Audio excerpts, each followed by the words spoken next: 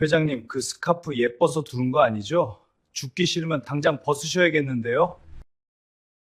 남루한 코트 차림의 남자가 면접장에 들어서자마자 내뱉은 첫 마디였습니다.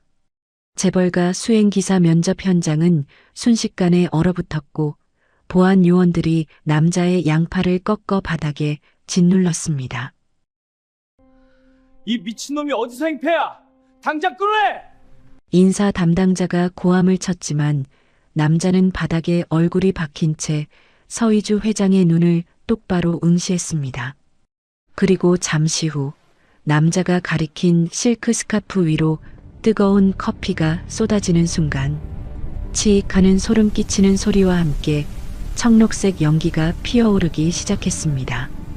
10년 전 기록에서 사라졌던 천재 화학자 독고진, 그리고 죽음의 그림자가 드리워진 얼음 여왕 서희주, 향수 냄새 뒤에 숨겨진 치명적인 신경독의 정체와 화려한 상류층의 가면을 벗기고 시작되는 천재 노총각의 목숨을 건 공조. 두 사람의 운명을 뒤바꾼 그날의 면접, 오늘의 사연, 지금 시작합니다. 면접 대기실 안은 팽팽한 긴장감으로 가득했습니다.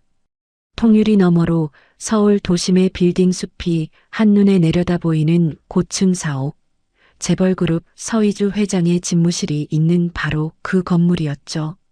로비 입구에는 최첨단 안면 인식 카메라가 천장 곳곳에 박혀 있었고 검은 정장 차림의 보안 요원 2명이 방문객 한 명 한 명을 날카로운 눈으로 훑쳤습니다.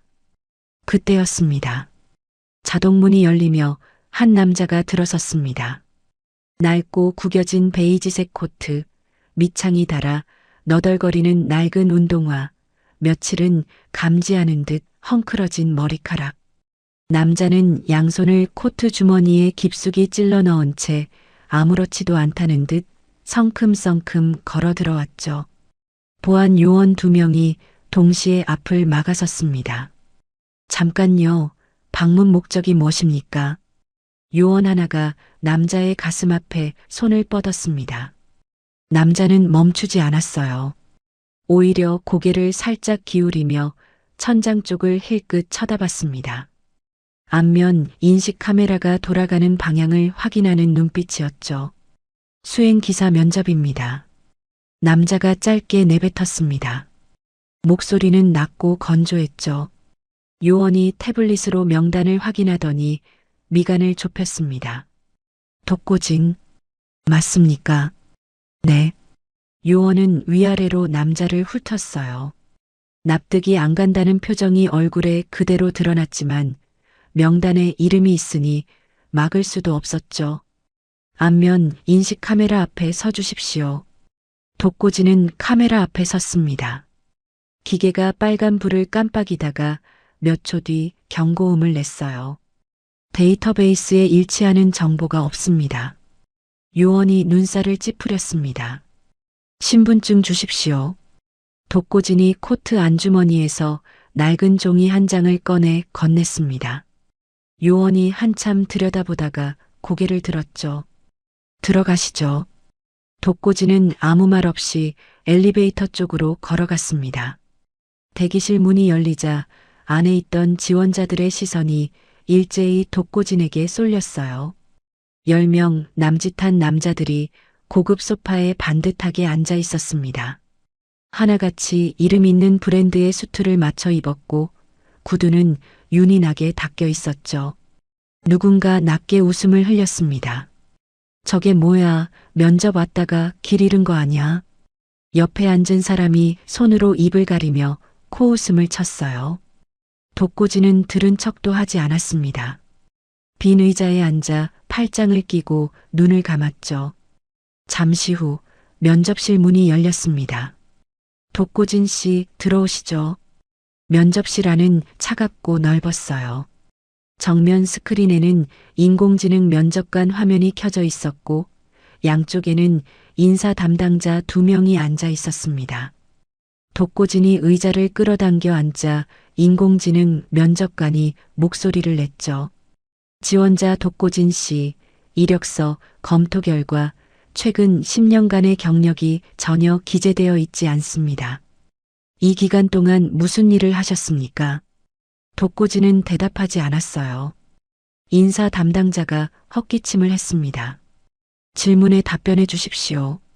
독고지는 미간을 살짝 찌푸리며 코를 실룩거렸습니다. 천천히 숨을 들이쉬었어요. 한 번, 두 번, 마치 공기를 맛보는 사람처럼 눈을 가늘게 뜨고 실내 어딘가를 응시했습니다. 이 방에 환기 문제가 있네요. 에어컨 필터를 마지막으로 교체한 게 6개월은 됐을 겁니다. 먼지에 섞인 화학 성분이 두 분 담당자분의 집중력을 저하시키고 있어요. 인사 담당자 두 명이 서로 눈을 마주쳤습니다. 어이가 없다는 표정이었죠. 독고진 씨, 지금 면접 중입니다. 질문에 그때 면접실 문이 조용히 열렸습니다. 인사 담당자들이 반사적으로 자리에서 일어섰어요. 서희주였습니다. 서류한 뭉치를 옆구리에 끼고 무표정한 얼굴로 문 안쪽에 멈춰 섰습니다. 34세라고는 믿기 어려울 만큼 단단하고 냉정한 얼굴이었죠. 눈빛은 날카로웠고 한 올도 흐트러지지 않은 머리카락은 깔끔하게 정돈되어 있었습니다. 목에는 짙은 와인빛 실크 스카프가 단정하게 둘러져 있었어요. 계속 진행해요. 서희주가 짧게 말하며 면접실 한쪽 벽 앞에 서서 서류를 훑기 시작했습니다. 독고진의 시선이 서희주의 얼굴을 스치더니 목으로 내려왔죠. 스카프였습니다. 독고진의 눈이 멈췄어요. 스카프 오른쪽 끝부분 매듭 바로 아래. 육안으로는 아무것도 보이지 않았습니다. 그러나 독고진의 코는 이미 감지하고 있었죠. 달짝지근하면서 알싸한 그 냄새. 평범한 향수나 섬유 냄새가 아니었습니다. 독고진은 천천히 의자에서 몸을 일으켰어요. 인사 담당자가 당황해서 외쳤습니다. 독고진 씨, 면접이 끝나지 않았. 회장님. 독고진이 낮고 또렷한 목소리로 끊었습니다. 면접실 안이 순간 조용해졌어요. 서희주가 서류에서 눈을 들었습니다. 독고진은 서희주를 똑바로 바라보며 말했죠. 그 스카프에 독이 묻어 있네요. 서희주의 손이 멈췄습니다. 서류가 손가락 사이에서 미세하게 떨렸어요. 서희주는 굳은 얼굴로 독고진을 응시했습니다. 표정에는 아무것도 드러나지 않았지만 눈 안쪽 깊은 곳에서 뭔가가 흔들리고 있었죠. 무슨 근거로? 독고진이 천천히 걸음을 옮겼습니다. 인사 담당자 한 명이 자리에서 벌떡 일어서며 소리쳤어요. 거기서요. 그러나 독고진은 멈추지 않았습니다. 서희주와의 거리가 두 걸음 한 걸음. 서희주는 뒤로 물러서지 않았어요. 꼿꼿하게 서서 독고진의 눈을 마주쳤습니다. 독고진이 손을 뻗어 서희주의 목에서 스카프를 낚아채듯 풀어냈습니다. 그리고 뒤도 돌아보지 않고 테이블 위로 내던졌죠. 야, 이 사람이. 인사 담당자가 달려들었습니다. 그 순간 면접실 문이 쾅 열리며 경호원 3명이 뛰어들어왔어요. 경호원들이 독고진의 양팔을 잡아 바닥으로 굴렸습니다.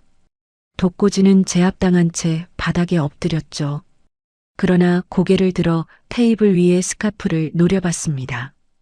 커피, 거기 커피. 독고진이 이를 악물며 소리쳤어요. 뜨거운 커피를 스카프에 부어요. 지금 당장.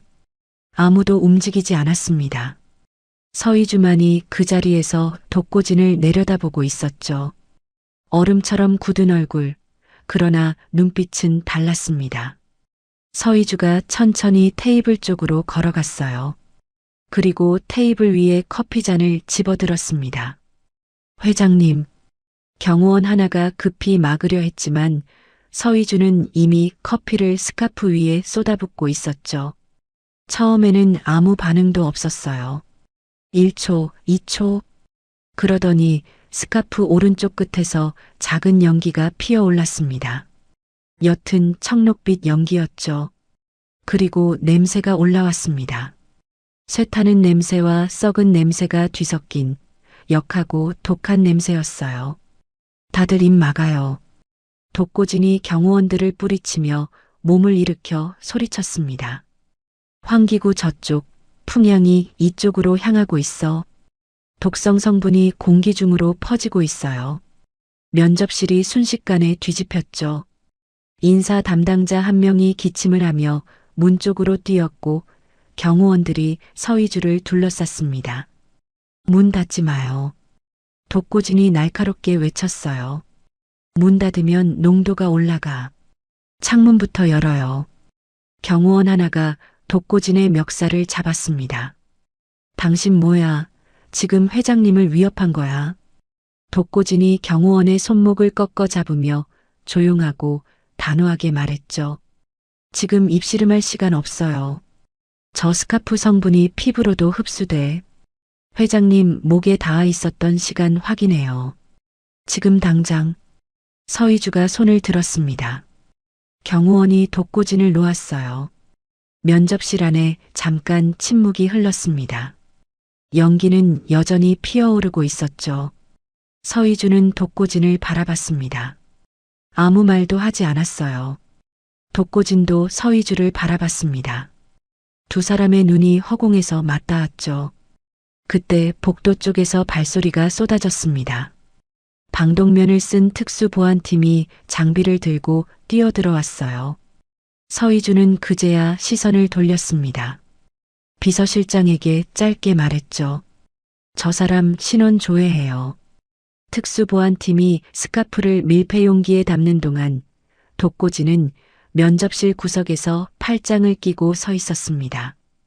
경호원 둘이 독고진 바로 옆에 붙어 섰지만 독고진은 개의치 않는 듯 눈을 감고 깊게 숨을 들이쉬었어요. 상황이 정리되기까지 20분이 걸렸습니다. 연기는 사라졌고 창문을 통해 들어온 바람이 면접실 안을 채웠죠. 비서실장이 서희주에게 다가와 귓속말을 했습니다. 서희주의 눈썹이 아주 조금 움직였어요. 비서실장이 뒤로 물러서며 말했습니다. 독고진 씨, 회장님이 따로 뵙겠다고 하십니다. 독고진은 눈을 떴어요. 그리고 비서실장을 따라 걸었습니다. 경호원들이 뒤를 따랐지만 독고진은 한 번도 뒤를 돌아보지 않았죠. 서희주의 집무실은 면접실보다 넓고 조용했습니다. 천장이 높았고 통유리 너머로 저녁빛이 물드는 서울 하늘이 보였어요. 서희주는 책상 앞에 서서 독고진을 기다렸습니다. 문이 닫히자 집무실 안에는 두 사람만 남았죠. 서희주가 먼저 입을 열었습니다. 국가 데이터베이스에 당신 기록이 없어요. 독고진은 대답하지 않았습니다. 사망자로도 등록이 안 돼 있고 살아있는 사람으로도 등록이 안 돼 있어. 당신 대체 누구야? 독고진이 창가로 걸어갔습니다. 서울 하늘을 내려다보며 입을 열었죠. 10년 전에 제가 직접 지웠습니다. 서희주의 눈이 가늘어졌어요. 왜? 살아있을 이유가 없었거든요. 집무실 안에 침묵이 내려앉았습니다. 독고진이 유리창에 비친 서희주의 얼굴을 바라봤죠. 그리고 지금은 이유가 생겼어요. 서희주가 천천히 책상 쪽으로 걸어가 서류 한 장을 집어들었습니다. 오늘 사건이 처음이 아니에요. 지난 2달 동안 나를 겨냥한 시도가 4번 있었어. 내부에 누군가 있다는 건 알지만 누구인지 아직 몰라. 서희주가 서류를 독고진 앞에 내밀었어요. 당신한테 가짜 신분증과 수행기사 직함을 줄게요. 그 대신 내 주변에 붙어서 내부 첩자를 찾아내요. 독고진이 서류를 내려다봤습니다. 손을 뻗어 집으려다 멈췄죠.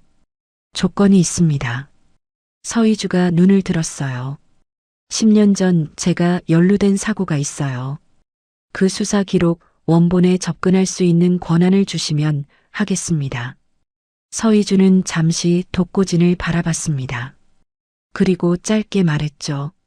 주죠. 독고진이 서류를 집었어요. 서희주가 비서실장에게 인터폰으로 지시했습니다. 수행기사 사이즈에 맞는 수트 제일 좋은 걸로 준비해요. 잠시 후 독고진은 탈의실 앞 전신 거울 앞에 섰습니다. 남루한 코트 대신 짙은 감색 수트가 그의 어깨 위에 얹혔죠.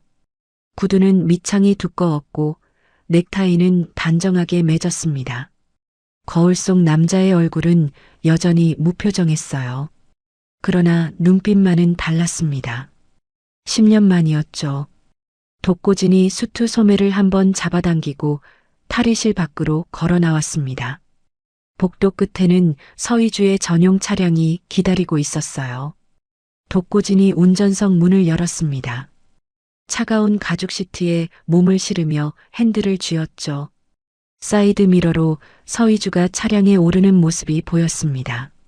무표정한 얼굴, 곧게 세운 등. 독고진은 시동을 걸었어요. 엔진 소리가 나직하게 울렸습니다. 다음 날 아침 8시였습니다. 서울 도심은 아직 잠에서 덜 깬 듯 뿌연 안개가 낮게 깔려 있었어요. 회장 전용 차고지는 지하 3층에 자리 잡고 있었죠. 형광등 불빛이 차갑게 내리쬐는 그 공간에 독고진이 혼자 서 있었습니다. 정장 차림이었지만 윗단추를 하나 풀었고 한 손에는 얇은 금속 탐침을 들고 있었어요. 독고진은 서희주의 전용 차량 주위를 천천히 한 바퀴 돌았습니다. 무릎을 꿇고 차 하부에 얼굴을 들이밀었죠. 탐침 끝을 셋이 안쪽으로 밀어넣으며 손끝의 감각에 집중했습니다. 딸깍, 뭔가 걸렸어요. 독고진이 손가락으로 집어 꺼낸 것은 엄지손톱만 한 금속 덩어리였습니다. 도청 장치였죠. 독고진은 표정 하나 바꾸지 않고 바닥에 내려놓았습니다. 다시 탐침을 집어넣었어요. 두 번째, 세 번째. 차량 하부에서만 도청 장치 2개와 위치 추적기 하나가 더 나왔습니다. 독고진이 발 뒤꿈치로 그것들을 차례로 밟아 뭉갰어요. 바닥에 작은 금속 부스러기들이 흩어졌습니다. 독고진은 허리를 펴며 손을 털었죠. 그때 차고지 엘리베이터 문이 열리며 서희주가 걸어 나왔습니다. 검은 재킷에 흰 블라우스, 굽이 낮은 구두. 어제와 마찬가지로 흐트러진 곳 하나 없는 모습이었어요. 서희주가 바닥에 흩어진 금속 부스러기들을 내려다봤습니다. 눈썹 하나 까딱하지 않았죠. 몇 개? 4개요. 서희주가 차 문을 향해 걸었습니다. 독고진이 먼저 뒷문을 열었어요. 서희주가 탑승하자 독고진은 운전석에 올랐습니다. 시동을 걸며 내비게이션 화면을 손가락으로 꾹 눌러 껐죠. 백미러로 서희주가 그 모습을 바라보는 게 보였습니다. 내비게이션은 왜 끄는 거예요? 송수신 신호가 잡힐 수 있어요. 오늘은 제가 아는 길로 갑니다. 서희주는 더 묻지 않았어요. 독고진은 평소 서희주의 차량이 다니던 경로 대신 이면도로를 택했습니다. 좁고 구불구불한 길이었죠. 본사 로비에 도착했을 때 시각은 8시 반이었어요. 엘리베이터 앞에서 서준호가 기다리고 있었습니다. 서희주와 닮은 듯 닮지 않은 얼굴, 잘 차려입은 수트, 그러나 눈빛에는 기름기가 흘렀죠. 서준호가 독고진을 위아래로 훑으며 입꼬리를 올렸습니다. 새로 온 기사분이세요. 요즘 회장님이 기사도 직접 고르시나 봐. 서준호가 서희주 쪽으로 몸을 돌리며 말했어요. 희주야, 이번 이사회 건은 언제 답변 줄 거야? 이사들이 기다리고 있어. 서희주가 엘리베이터 버튼을 누르며 짧게 답했습니다. 준비되면 연락할게요. 엘리베이터 문이 닫혔어요. 독고진은 로비에 남았습니다. 서준호가 돌아서는 순간 독고진의 코가 미세하게 움직였죠. 서준호의 손목 시계에서 냄새가 났습니다. 특수기계 윤활유, 일반 시계 수리점에서는 쓰지 않는 종류였어요. 사설 정비소, 그것도 특수 장비를 다루는 곳에서 나는 냄새였죠. 독고지는 서준호의 뒷모습을 눈으로 쫓으며 그 냄새를 기억 속에 새겼습니다. 오전 업무가 끝나고 점심 무렵이었어요. 독고지는 서희주를 태우고 외부 미팅 장소로 향했습니다. 창밖으로 서울 시내가 흘러갔죠. 그런데 이상했습니다. 교차로에 진입하는 순간 신호등이 꺼졌어요. 독고진이 눈을 가늘게 떴습니다. 다음 블록 또 꺼졌습니다. 그 다음 블록도 마찬가지였죠. 신호등들이 연달아 마비되고 있었습니다. 교차로마다 차들이 엉키기 시작했어요. 경적 소리가 사방에서 터졌죠. 독고진이 백미러를 봤습니다. 뒤쪽 두 블록 거리에 검은색 대형 차량 2대가 보였어요. 앞쪽 골목 입구에도 같은 차량 한 대가 비스듬히 멈춰 있었죠.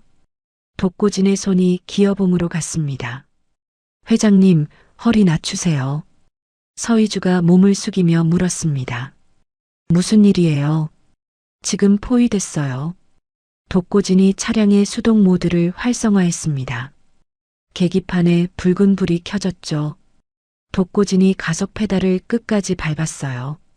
차량이 앞으로 튀어나갔습니다.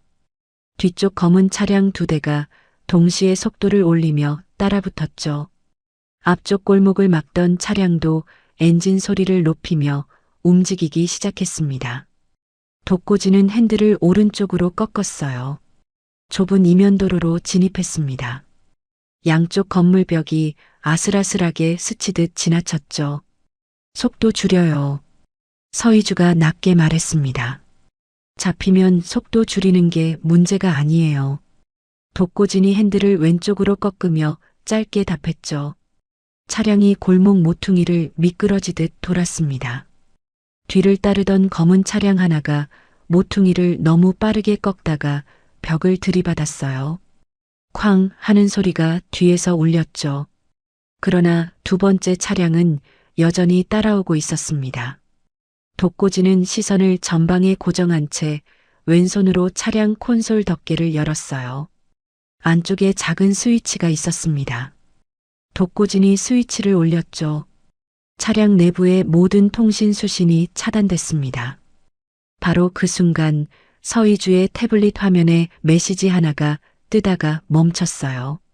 서희주가 화면을 봤습니다. 절반만 수신된 문자였죠. 폭파. 딱 거기서 잘렸습니다. 독고진이 백미러로 그 화면을 봤어요. 차량에 원격 폭파 신호를 보내려 했는데 제가 먼저 차단했습니다. 서희주가 태블릿을 내려놓으며 독고진의 눈을 백미러로 바라봤습니다. 아무 말도 하지 않았죠. 독고진은 다시 핸들을 꺾었어요. 이번에는 넓은 고가도로 아래 공터였습니다. 막다른 공간처럼 보였죠. 뒤따라온 검은 차량이 속도를 줄이지 않고 돌진해 왔습니다. 독고진이 갑자기 브레이크를 밟으며 차를 옆으로 틀었어요. 검은 차량이 브레이크를 늦게 잡으며 미끄러지다 벽면에 박혔습니다. 쿵 소리와 함께 에어백이 터지는 소리가 들렸죠. 독고진이 차에서 내렸습니다. 검은 차량의 운전석 문을 열었어요. 에어백에 얼굴을 처박은 채 의식이 반쯤 나간 운전자의 팔뚝을 잡아 소매를 걷어 올렸습니다. 팔뚝 안쪽에 문신이 있었어요. 검은 정갈. 몸통을 둥글게 말고 꼬리를 치켜 세운 모양이었죠. 독고진의 눈이 가늘어졌습니다. 턱이 굳었어요. 손이 잠깐 멈췄다가 다시 움직였습니다. 운전자의 재킷 안주머니를 뒤졌죠. 지갑, 열쇠, 그리고 명함 한 장. 독고진이 명함을 들었습니다. 서준호의 개인 명함이었어요. 뒷면에 손으로 쓴 숫자가 있었죠. 독고진은 명함을 바라보다가 다시 내려놓았습니다. 너무 깔끔했어요. 너무 쉽게 나왔죠. 독고진이 명함을 제자리에 돌려놓으며 중얼거렸습니다. 일부러 흘린 거야.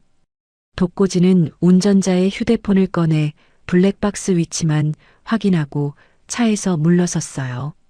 서희주가 차에서 내려다가 왔습니다. 뭐가 나왔어요? 서준호 이사 명함이요. 서희주의 표정이 굳었습니다.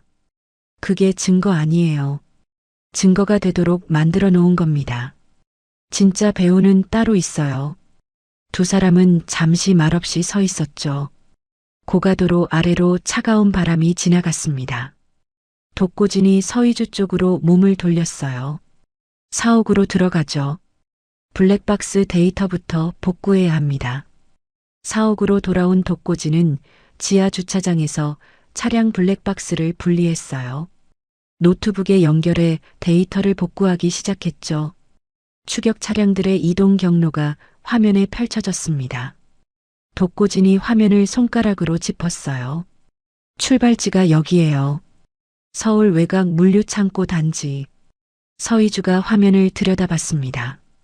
이 창고 단지, 서준호가 개인 명의로 임차한 곳 중 하나예요. 알고 있었어요. 서희주의 눈이 독고진을 향했습니다. 뭘 알고 있었다는 거예요? 독고진이 노트북을 닫으며 일어섰어요. 서준호 이사가 오늘 아침 로비에서 제 옆을 지날 때 손목시계에서 특수 윤활유 냄새가 났습니다. 일반 시계점에서는 쓰지 않는 거예요. 특수 장비 그 중에서도 소형 원격 기기를 정비하는 곳에서 나는 냄새였죠. 서희주가 팔짱을 꼈습니다.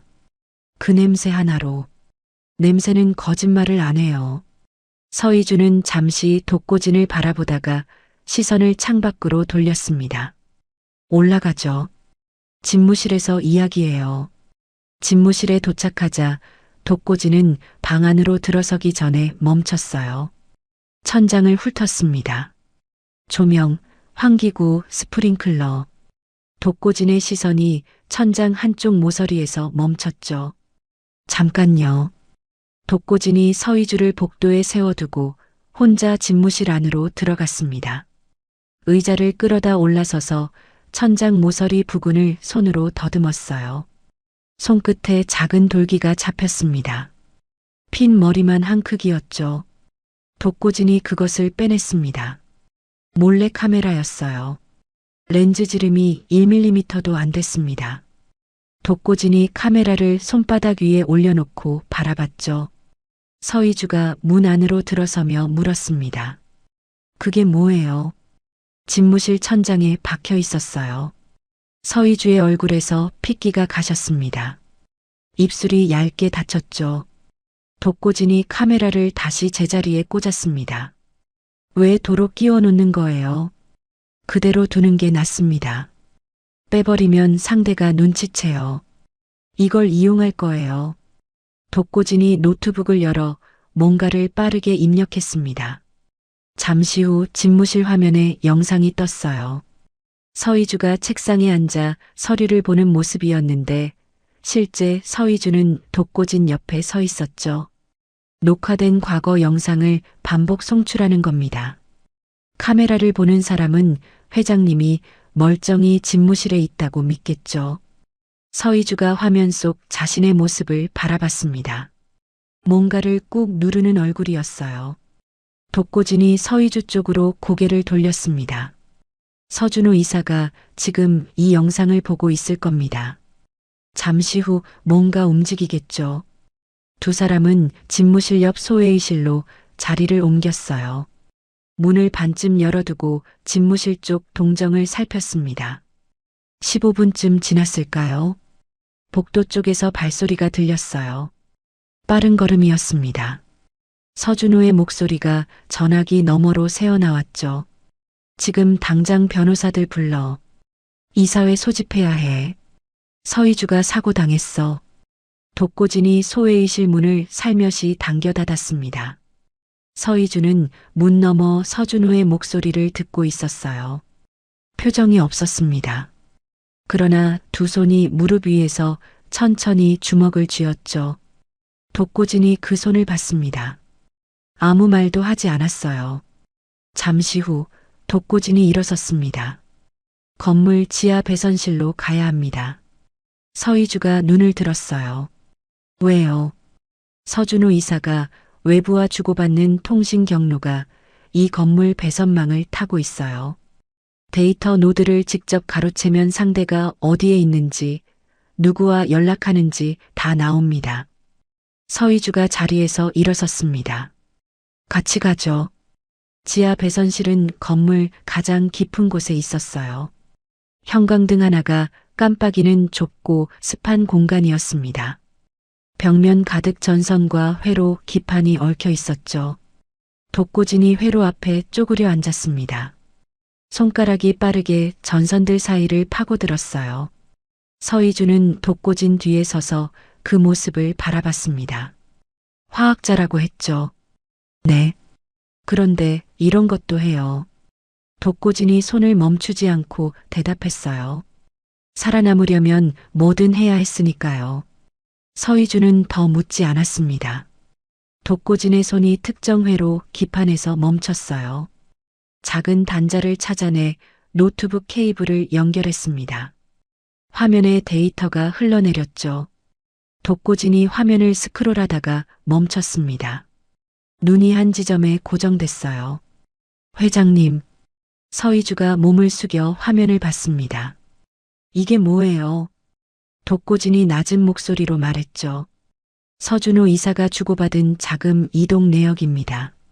그런데 상대가 국내가 아니에요. 서희주가 화면을 좀 더 자세히 들여다봤습니다. 해외 자본. 그것도 아주 큰 곳이에요.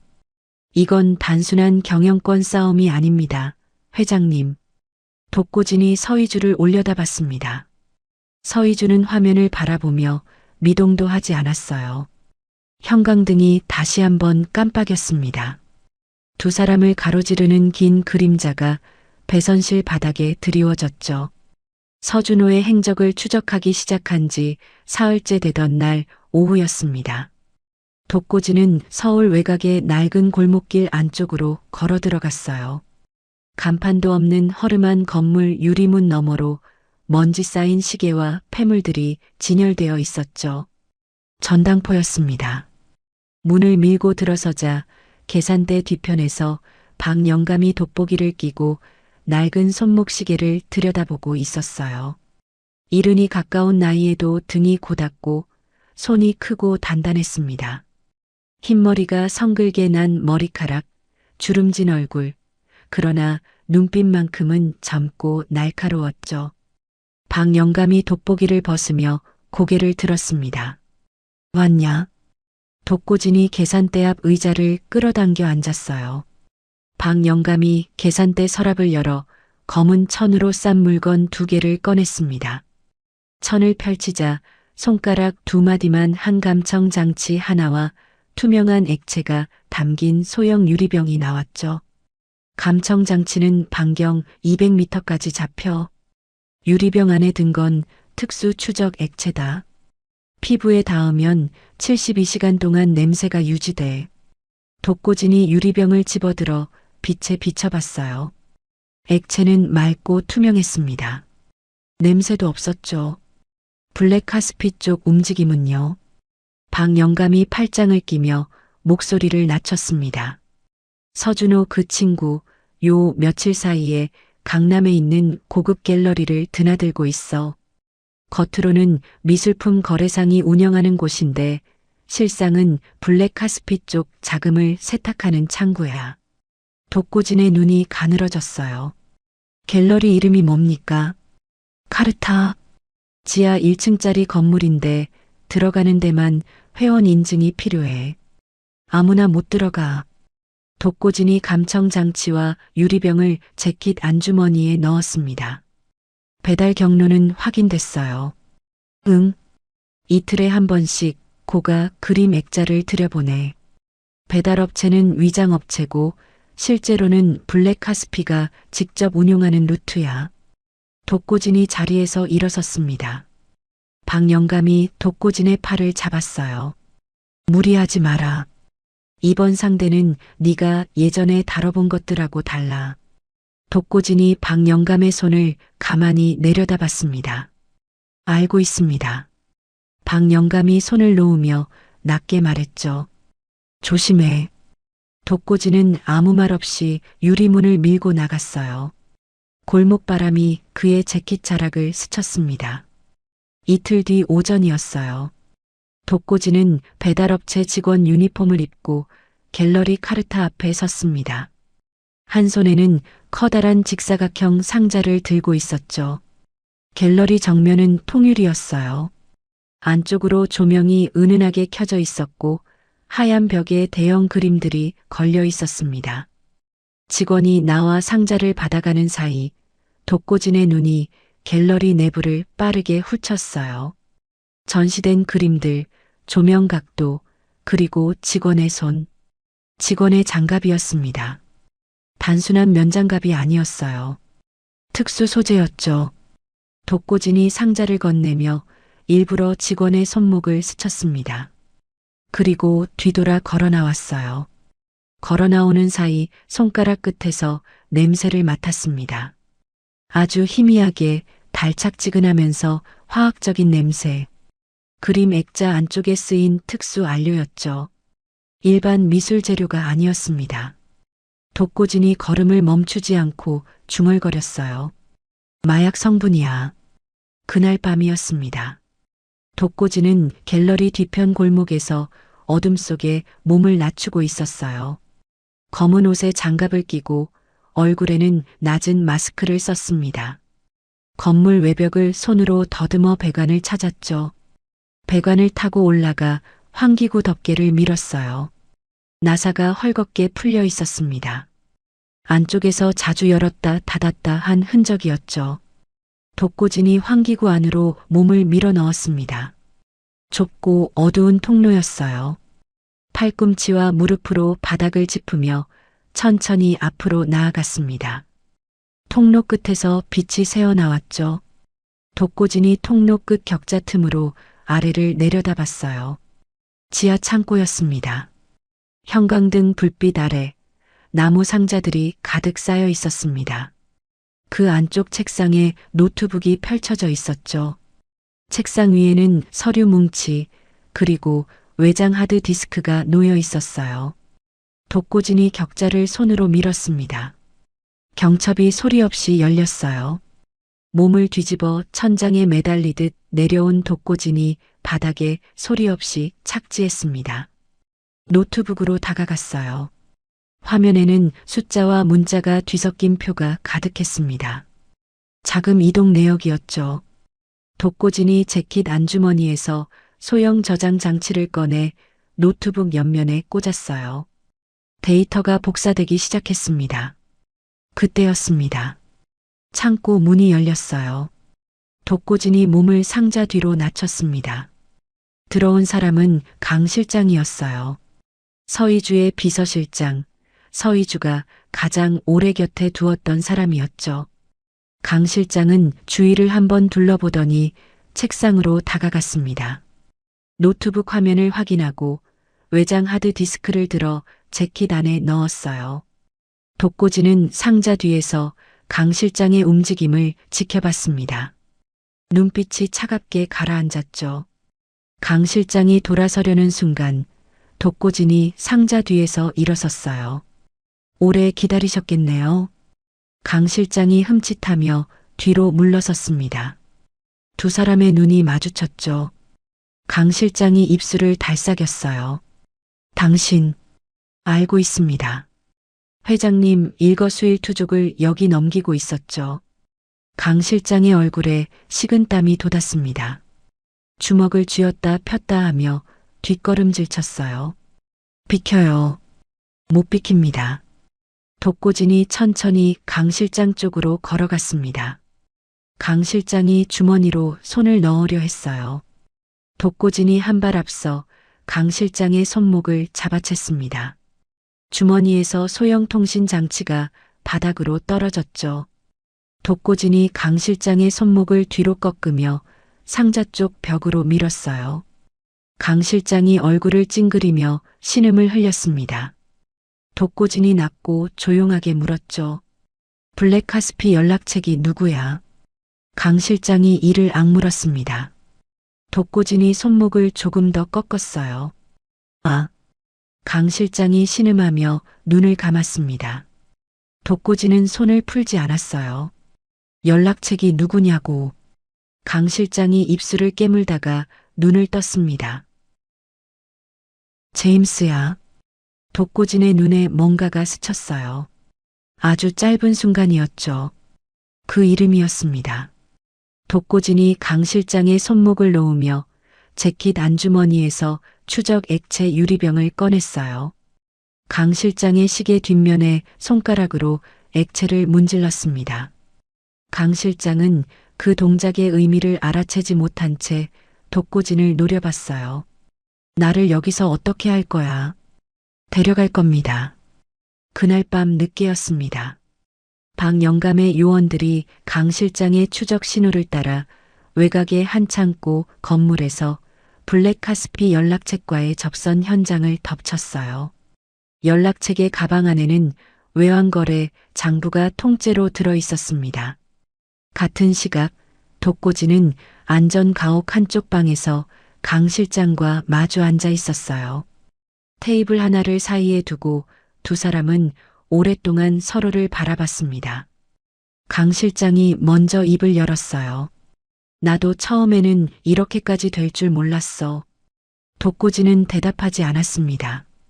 돈이 필요했고 그들이 먼저 접근했어. 처음엔 그냥 정보 몇 개만 넘기면 된다고 했거든. 독고진이 테이블 위에 팔꿈치를 올리며 말했죠. 회장님 부친 사망 당시 주치, 당신이 연결했죠. 강 실장의 눈이 흔들렸어요. 대답해요. 강 실장이 시선을 테이블 아래로 내렸습니다. 한참 침묵이 흘렀죠. 그리고 천천히 고개를 끄덕였어요. 독고진은 그 순간 자리에서 일어섰습니다. 서희주에게 전화를 걸었죠. 신호가 2번 울리고 서희주가 받았어요. 회장님, 말해요. 독고진이 잠깐 멈췄습니다. 부친 사망 당시 주치의가 매수됐습니다. 강 실장이 연결책이었어요. 전화기 너머에서 한동안 아무 소리도 들리지 않았어요. 바람 소리도 숨소리도 없었습니다. 독고진은 그 침묵을 가만히 기다렸죠. 서희주의 목소리가 들려왔습니다. 낮고 아주 낮은 목소리였어요. 알겠어요. 전화가 끊겼습니다. 독고진은 전화기를 내려다봤어요. 잠시 후 안전가옥 문을 열고 밖으로 나왔습니다. 서희주는 건물 외벽에 등을 기대고 서 있었어요. 차가운 밤 공기 속에 두 손을 앞으로 모은 채 고개를 숙이고 있었죠.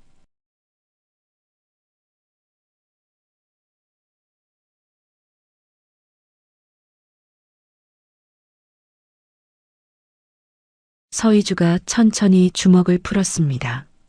독고진이 서희주의 손 위에 자신의 손을 얹었어요. 서희주가 고개를 들었습니다. 눈에 눈물이 맺혀 있었죠. 흘리지는 않았어요. 꾹 참고 있었습니다. 독고진이 서희주의 눈을 바라봤어요. 지금 무너지면 안 됩니다. 아직 끝나지 않았어요. 서희주가 눈을 한번 감았다 뜨며 숨을 고르게 골랐습니다. 독고진이 손을 걷었어요. 두 사람은 나란히 밤하늘 아래 서 있었습니다. 멀리서 사이렌 소리가 희미하게 들려왔죠.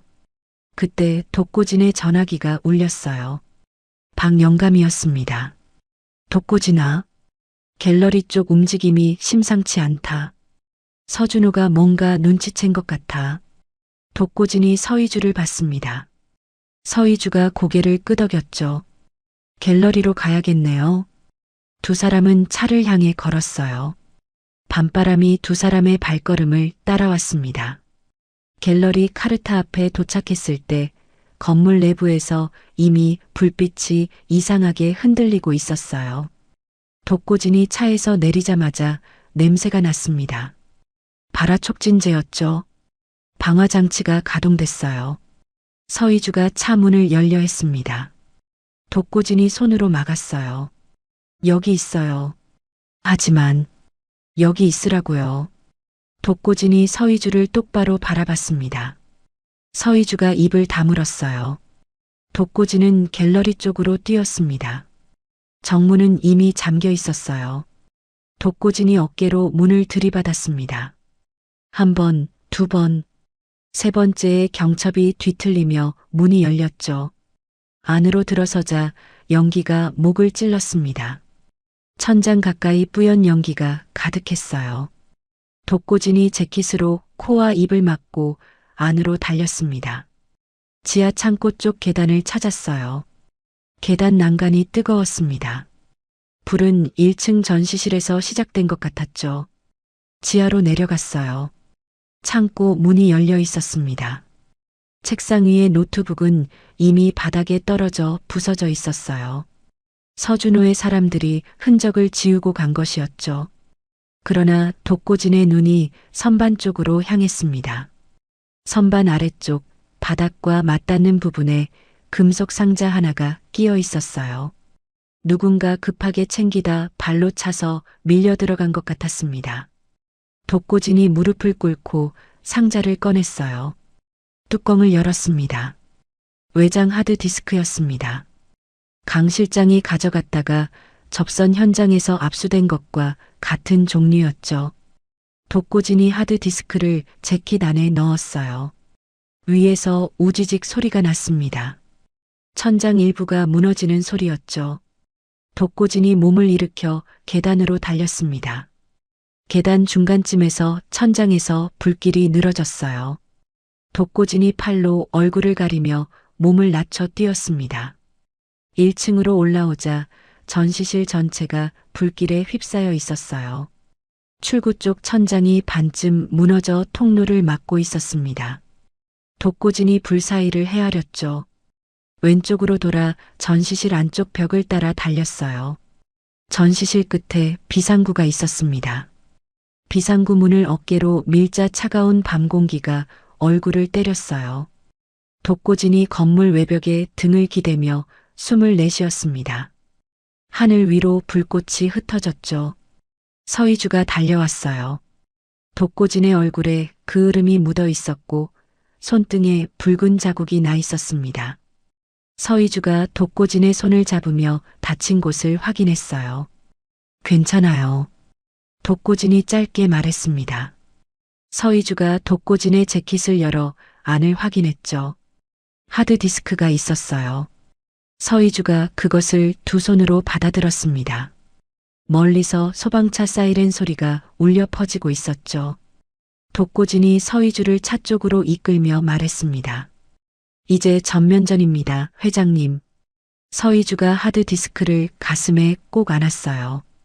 두 사람은 불타는 갤러리를 등지고 어둠 속으로 걸어갔습니다. 갤러리 화재 사건 다음 날 아침 8시였습니다. 서희주의 자택은 서울 북쪽 언덕 위에 자리 잡고 있었어요. 높은 담장이 사방을 둘러싸고 있었고 담장 안쪽으로는 넓은 정원이 펼쳐져 있었습니다. 현관 앞에는 보안 요원 2명이 서 있었죠. 독고진은 이른 아침부터 자택 안을 돌아다니고 있었어요. 한 손에는 작은 공구 가방을 들었고 다른 손에는 탐침을 쥐고 있었습니다. 현관홀, 거실, 복도를 차례로 훑었죠. 서희주가 계단을 내려오다 독고진의 모습을 봤어요. 아침부터 뭐해요? 보안 설비 전면 교체합니다. 기존 장비들은 다 믿을 수 없어요. 서희주가 계단 아래로 내려서며 물었습니다. 얼마나 걸려요? 오늘 안에 끝냅니다. 독고진이 현관홀 천장 모서리를 가리켰어요. 여기부터 시작할 겁니다. 기존 카메라는 다 내리고 생체 인식 기반으로 바꿀 거예요. 얼굴, 홍채, 손바닥 정맥까지 3가지를 동시에 인식해야 문이 열립니다. 서희주가 고개를 끄덕였죠. 해요. 독고진은 그날 하루 종일 자택 안을 돌아다니며 보안 설비를 교체했습니다. 현관홀, 거실, 집무실, 침실 복도까지 새 장비를 달았어요. 침실 벽면에는 초음파 진동 탐지기를 설치했습니다. 벽 바깥에서 들려오는 아주 미세한 기계 소음까지 감지하는 장비였죠. 서희주가 침실 문 앞에서 독고진이 탐지기를 다는 모습을 지켜봤어요. 그게 뭘 잡아내는 거예요? 저격 소음기요. 소음기를 달아도 기계적 진동은 없앨 수 없어요. 이 장비는 그 진동을 잡습니다. 서희주가 잠시 말이 없었죠. 독고진이 탐지기를 벽면에 고정하며 덧붙였어요. 갤러리 사건 이후로 상대가 직접 나올 수 있습니다. 조심해야 해요. 작업이 끝난 건 오후 늦게였습니다. 독고진은 서재로 들어가 테이블 위에 서류들을 펼쳤어요. 블랙카스피의 조직도였습니다. 전날 밤 하드디스크에서 복구한 데이터를 밤새 정리한 것이었죠. 서희주가 서재로 들어와 테이블 맞은편에 섰습니다. 조직도를 내려다봤어요. 이게 다 블랙카스피예요. 네. 전 세계 에너지 시장에 손을 뻗고 있는 거대 카르텔입니다. 정유, 전력, 차세대 에너지 기술까지 독점하려 하고 있어요. 서희주의 눈이 조직도 가운데를 짚었습니다. 제임스? 블랙카스피의 핵심 행동 대장이에요. 직접 손을 써서 일을 처리하는 사람입니다. 서희주가 독고진을 봤어요. 알고 있는 사람이에요. 독고진 씨. 독고진이 조직도에서 눈을 들었습니다. 서희주와 눈이 마주쳤죠. 독고진이 먼저 시선을 거뒀어요. 예전에 한번 마주친 적 있습니다. 더 말하지 않았습니다. 서희주도 더 묻지 않았죠. 두 사람은 한동안 말없이 조직도를 들여다봤어요. 창밖으로 오후 햇살이 서재 안으로 길게 들어왔습니다. 서희주가 먼저 자리에서 일어섰어요. 잠깐 정원에 나갔다 올게요. 머리가 복잡해. 독고진이 즉시 일어섰습니다. 같이 가죠. 서희주가 독고진을 봤어요. 혼자 좀 있고 싶어요. 안 됩니다. 서희주가 입술을 가볍게 깨물었습니다. 그럼 멀리서 따라와요. 바짝 붙지 말고. 독고진이 고개를 끄덕였죠. 서희주가 정원으로 나섰습니다. 독고진은 먼저 창고 쪽에서 열화상 고글을 꺼냈어요. 고글을 쓰고 정원 주변 숲 쪽을 천천히 훑었습니다. 나무들 사이로 사람의 체온 반응은 없었어요. 바람은 서북 쪽에서 불어오고 있었고 풍속은 낮았습니다. 독고진은 고글을 내리고 서희주를 시야 안에 두면서 정원 가장자리를 따라 걸었어요. 서희주는 정원 안쪽으로 천천히 걸어 들어갔습니다. 담장을 따라 심어진 나무들 사이로 지나쳐 연못 가까이 다가갔죠. 연못 수면이 오후 햇빛을 받아 반짝였어요. 서희주가 연못 앞에 멈춰 섰습니다. 물속에 비친 자신의 얼굴을 내려다봤죠. 독고진은 서희주로부터 15걸음 떨어진 곳에서 발을 멈췄어요. 그 순간이었습니다. 독고진의 눈이 빠르게 움직였습니다. 건너편 담장 너머 멀리 있는 건물 옥상이었어요. 햇빛이 아주 짧게 날카롭게 반사됐습니다. 렌즈였죠. 광학 렌즈에서만 나오는 그 특유의 빛이었어요. 독고진이 몸을 던졌습니다. 엎드려. 서희주를 향해 전력으로 달리며 소리쳤어요. 서희주가 고개를 돌리는 순간 독고진이 서희주의 허리를 감아 옆 바위 뒤로 덮쳤습니다. 두 사람이 바위 뒤에 쓰러지는 것과 동시에 땅바닥에 둔탁한 소리가 났어요. 서희주가 방금 서 있던 자리, 연못 가장자리 흙바닥에 탄환이 박혔습니다. 소리가 없었어요. 소음기가 달린 저격총이었죠. 독고진이 바위 뒤에 납작 엎드린 채 서희주의 어깨를 눌렀어요. 움직이지 마요. 서희주는 숨을 참았습니다. 독고진이 바위 모서리 너머로 눈만 내밀었어요. 탄착 지점을 봤습니다. 각도를 계산했죠. 북동쪽 담장 너머 400m 거리의 건물 옥상이었습니다. 독고진이 재킷 안주머니에서 소형 통신기를 꺼냈어요. 방 영감의 주파수를 맞췄습니다. 북동쪽 옥상, 담장 너머 400m, 지금 당장. 통신기 너머로 방 영감의 짧은 대답이 들렸죠. 보낸다. 독고진이 허리춤에서 작은 원격 장치를 꺼냈어요. 버튼을 눌렀습니다. 정원 곳곳에 미리 묻어둔 연막탄이 터졌어요. 흰 연기가 정원 전체를 빠르게 뒤덮었습니다. 저격수의 시야가 차단됐죠. 독고진이 서희주를 안아들었어요. 잡아요. 서희주가 독고진의 목을 감았습니다.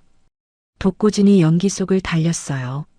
정원 한쪽 석조 계단 아래 나무 덮개로 가려진 입구가 있었습니다. 독고진이 발로 덮개를 걷어내고 계단을 내려갔죠. 지하 통로였어요. 좁고 낮은 콘크리트 통로, 양쪽 벽에 희미한 비상등이 켜져 있었습니다. 독고진이 서희주를 내려놓았어요. 걸을 수 있어요. 서희주가 발을 디디며 고개를 끄덕였습니다.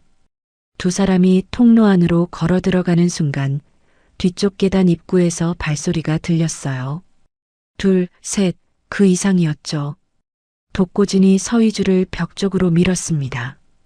뒤에 있어요. 첫 번째 그림자가 통로 안으로 들어섰어요. 독고진이 어둠 속에서 움직였습니다. 팔꿈치가 먼저 나갔어요. 상대의 턱을 정확히 쳤죠.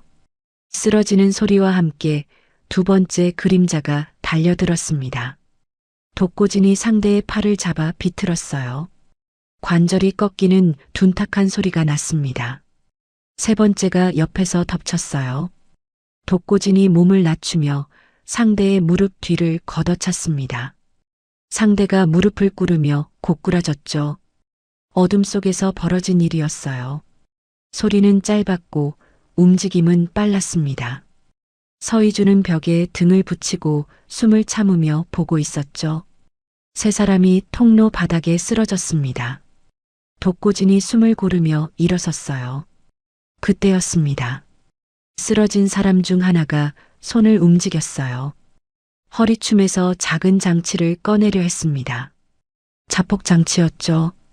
독고진이 한 발 앞서 그 손목을 밟았어요. 상대가 신음하며 손을 놓쳤습니다. 독고진이 손목을 옆으로 비틀었어요. 탈구되는 소리가 났습니다. 장치가 바닥으로 떨어졌죠. 독고진이 장치를 집었어요.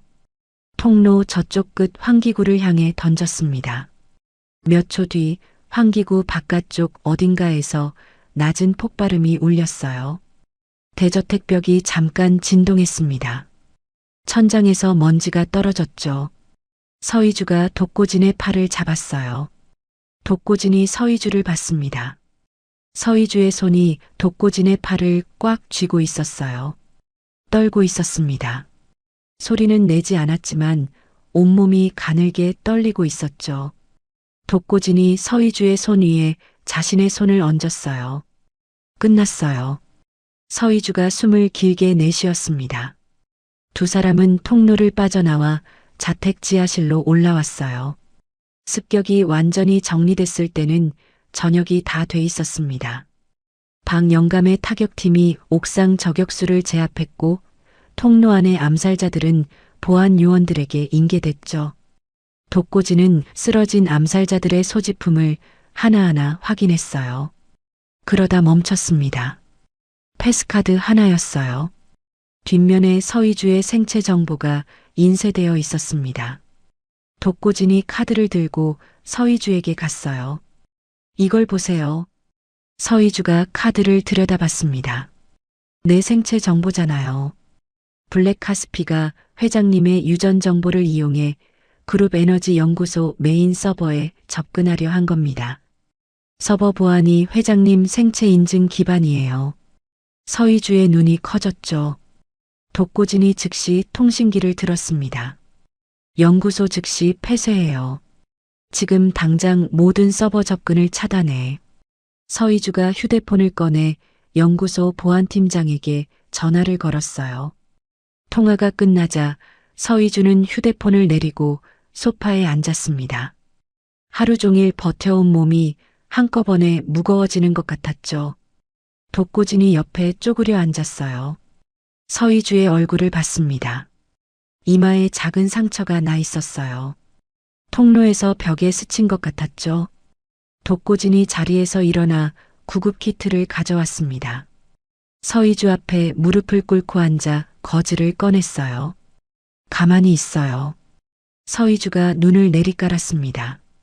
독고진이 서희주의 이마에 거즈를 댔어요. 아주 조심스러운 손이었습니다.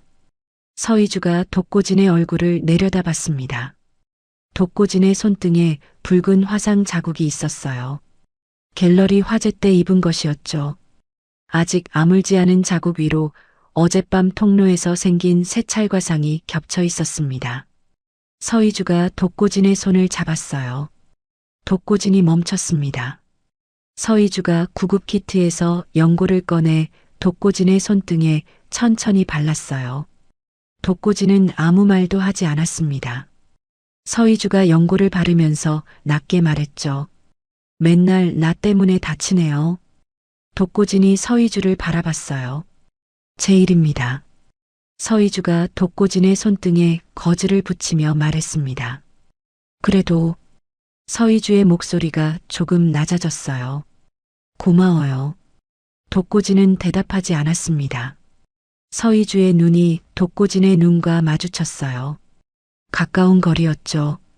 서희주가 먼저 시선을 내렸습니다. 독고진이 자리에서 일어섰어요. 창가로 걸어가 밖을 내다봤습니다.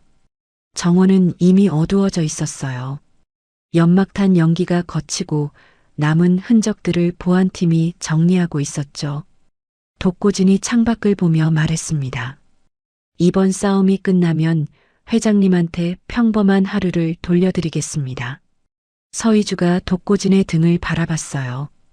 평범한 하루. 아침에 일어나서 어디 갈지 걱정 안 해도 되는 하루요. 뒤를 돌아보지 않아도 되는 날.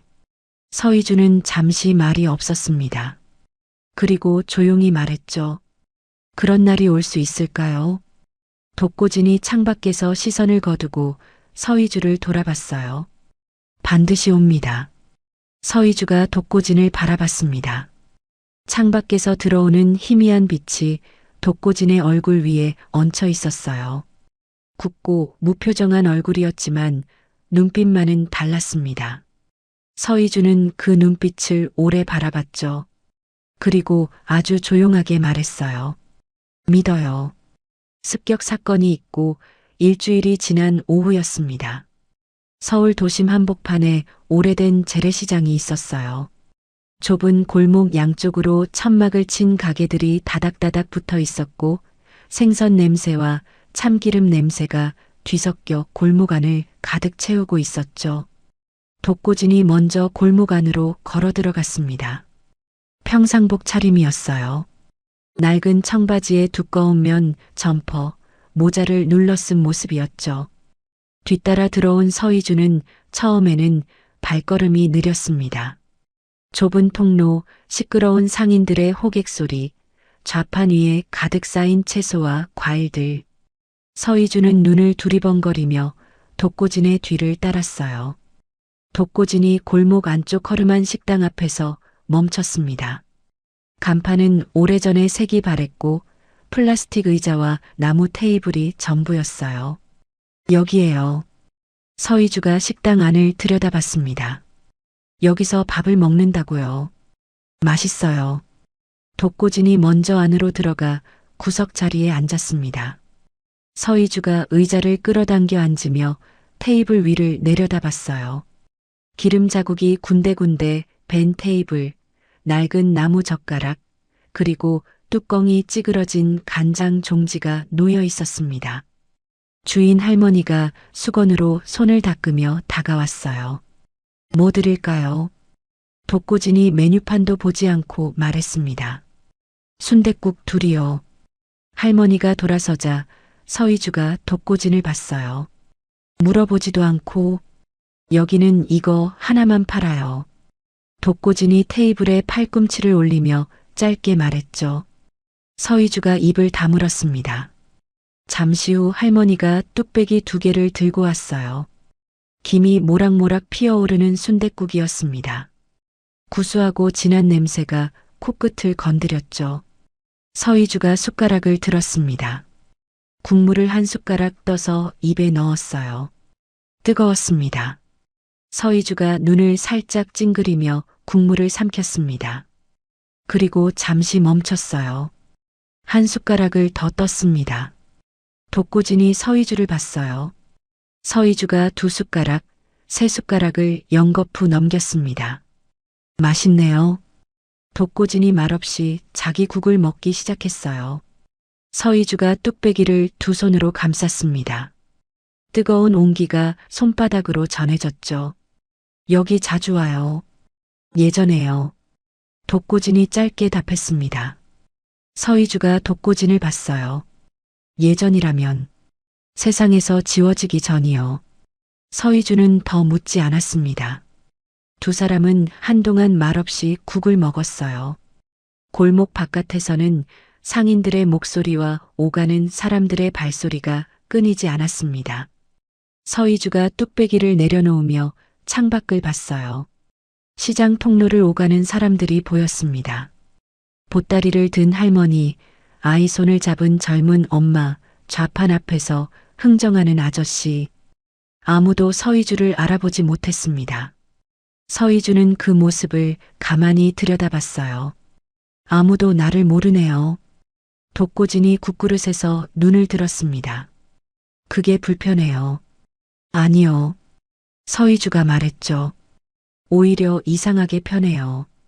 독고진이 서희주를 봤어요. 서희주가 창밖을 보며 계속 말했습니다. 회장이 되고 나서는 어딜 가든 다 알아봐요. 식당에 들어서면 분위기가 바뀌고 누가 옆에 앉으면 먼저 인사를 건네고 근데 여기서는 아무도 그러지 않으니까. 서희주가 입가를 살짝 올렸어요. 웃음이라고 하기엔 희미했지만 웃음이었습니다.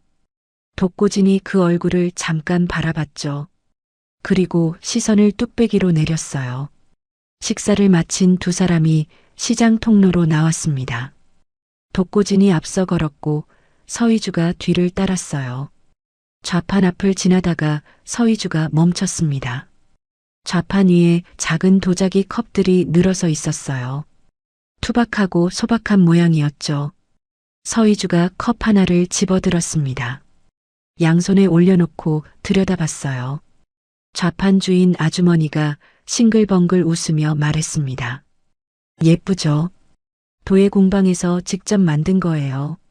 서희주가 컵을 들여다보다가 독고진을 봤습니다. 이거 사도 돼요.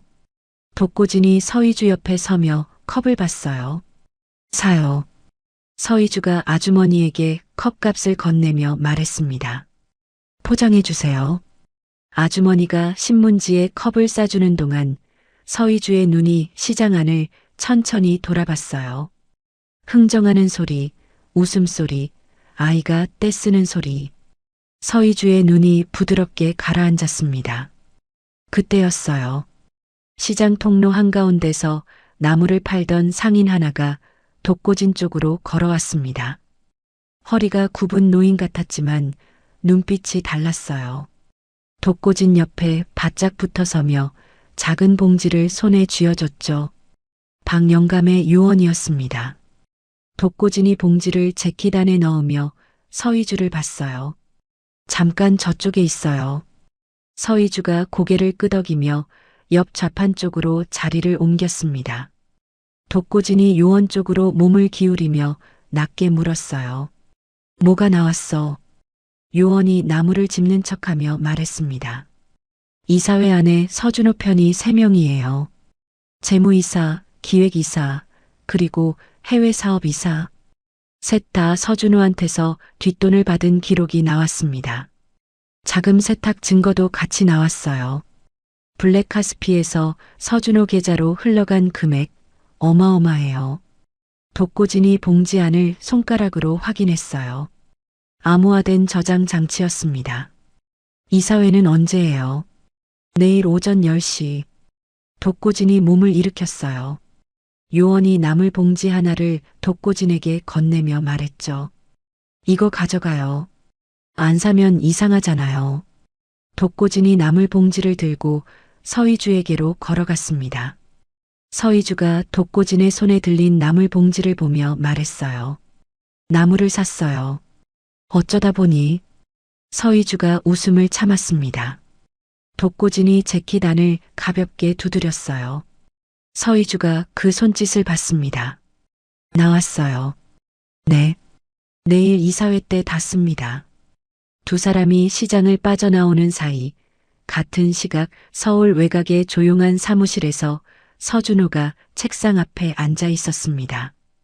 책상 위에는 서류 뭉치가 쌓여 있었어요. 블랙카스피 쪽 연락책에게서 받은 최종 계약서였습니다. 그룹의 차세대 에너지 기술 핵심 알고리즘을 해외로 넘기는 내용이었죠. 서준호가 펜을 들었습니다. 손이 잠깐 멈췄어요. 그러다가 서류 끝에 서명을 했습니다. 펜을 내려놓으며 창밖을 봤어요. 서울 하늘에 구름이 두껍게 끼어 있었습니다. 다음 날 아침이었습니다. 독고지는 이른 새벽부터 서희주의 수트를 준비했어요. 방탄 소재가 안감에 덧대어진 수트였습니다. 겉으로 보면 평범한 고급 수트였죠. 서희주가 수트를 입고 거울 앞에 섰어요. 독고진이 수트깃을 매만지며 말했습니다. 총을 막을 수 있는 수준은 아니에요. 하지만 칼이나 파편은 막을 수 있습니다. 서희주가 거울 속 독고진을 봤어요. 그런 상황이 생길 것 같아요. 모르죠. 그래서 입는 겁니다. 서희주가 재킷 단추를 채우며 거울을 봤어요. 어깨가 곧게 펴졌습니다. 눈빛이 단단해졌죠. 독고진이 서희주를 봤습니다. 준비됐어요. 됐어요. 서희주가 먼저 문 쪽으로 걸어갔습니다. 이사회장 복도에 도착했을 때 이미 서준호의 경비원 2명이 문 앞을 막고 있었어요. 서준호가 복도 안쪽에서 팔짱을 끼고 서 있었습니다. 서희주를 보자 입꼬리를 올렸죠. 희주야, 몸은 좀 어때? 요즘 여기저기서 사고가 많이 났다던데. 서희주가 서준호를 똑바로 봤습니다. 아무 대꾸도 하지 않았어요. 서준호가 경비원 쪽으로 고개를 돌렸습니다. 이사회 외부인은 입장 금지야. 기사는 나가 있어. 경비원이 독고진 앞을 막아섰어요. 독고진이 경비원을 봤습니다. 그 순간 복도 양쪽에서 보안 요원 4명이 걸어왔어요. 서준호의 경비원들이 아니었습니다. 독고진이 이사회장 보안 시스템에 미리 접근해 교체해둔 인원이었죠. 요원들이 서희주 쪽으로 걸어와 섰습니다. 서준호의 경비원 2명이 당황해서 서준호를 봤어요. 서준호의 얼굴이 굳었습니다. 독고진이 서준호를 보며 말했어요. 비켜주시죠. 서준호가 이를 악물었습니다. 서희주가 이사회장 문을 밀고 들어섰어요.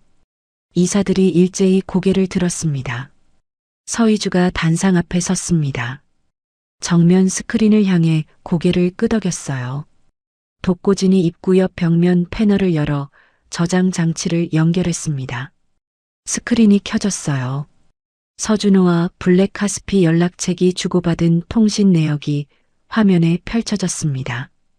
자금 세탁 흐름도, 비자금 계좌 내역, 기술 반출 최종 계약서까지 차례로 떴죠. 이사회장 안이 조용해졌습니다. 이사들이 화면을 보며 굳어갔어요. 서희주가 말했습니다. 이게 지난 2해 동안 이 그룹 안에서 벌어진 일들입니다. 여러분이 직접 확인하시기 바랍니다. 서준호가 문 쪽으로 걸어가며 소리쳤어요. 다 조작이야. 이 여자가 만들어낸 거야. 이사 하나가 자리에서 일어섰습니다. 서준호 이사, 앉으십시오. 또 다른 이사가 말했어요. 이 자료 우리가 직접 검토해야겠습니다. 서준호가 복도 쪽으로 뛰려 했어요. 그 순간 이사회장 뒤편 쪽 문에서 독고진이 나타났습니다. 서준호의 비서가 재킷 안주머니에서 암호하드 디스크를 꺼내 달아나려던 참이었어요. 독고진이 비서의 손목을 잡아 비틀었습니다. 비서가 신음하며 하드 디스크를 놓쳤어요. 독고진이 바닥에 떨어진 하드 디스크를 집었습니다. 서준호가 출입구 쪽으로 달려갔어요. 복도에는 이미 검찰 요원들이 서 있었습니다. 서준호가 멈췄어요. 뒤를 돌아봤습니다. 독고진이 이사회장 입구에 서 있었죠. 서준호가 독고진을 노려봤어요. 당신이 다 망쳐놓은 거야. 독고진은 아무 말도 하지 않았습니다. 서준호가 검찰 요원들에게 양팔을 잡혀 복도 아래로 끌려갔어요. 발버둥을 쳤지만 요원들은 꼼짝도 하지 않았습니다. 서희주가 이사회장 문 앞에 서서 그 모습을 바라봤어요. 눈 하나 깜짝하지 않았습니다. 그러나 손은 문틀을 가볍게 쥐고 있었죠. 이사회장 안에서 박수 소리가 났습니다. 이사 한 명이 일어섰고 그 다음 한 명이 일어섰어요. 서희주가 돌아서서 이사들을 바라봤습니다. 감사합니다. 서희주의 목소리는 낮고 또렷했어요. 흔들림이 없었습니다. 이사회가 끝난 후였어요. 서희주는 집무실 소파에 앉아 있었습니다. 독고진이 창가에 서서 밖을 내다보고 있었죠. 서희주가 말했어요. 독고진 씨한테 보안 총괄 이사직을 드리고 싶어요. 독고진이 창밖에서 시선을 거두지 않은 채 말했습니다. 괜찮습니다. 서희주가 독고진을 봤어요. 왜요? 저는 그런 자리가 안 맞아요. 서희주가 잠시 독고진을 바라봤습니다. 그러면 뭘 원해요? 독고진이 창에서 몸을 돌렸어요. 서희주를 봤습니다. 저녁 식사요. 서희주가 눈을 살짝 치켜떴습니다. 저녁 식사? 둘이서요. 조용한 데서. 서희주가 잠시 독고진을 바라보다가 고개를 끄덕였어요. 좋아요. 그날 저녁 두 사람은 남산이 내려다 보이는 레스토랑에 나란히 앉았습니다. 창밖으로 서울 야경이 펼쳐져 있었어요. 오랜만에 조용하고 평화로운 시간이었습니다.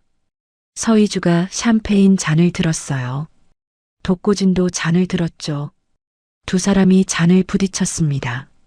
낮고 맑은 소리가 났어요.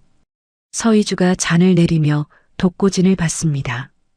독고진이 재킷 안주머니에서 작은 상자를 꺼냈어요. 뚜껑을 열었습니다.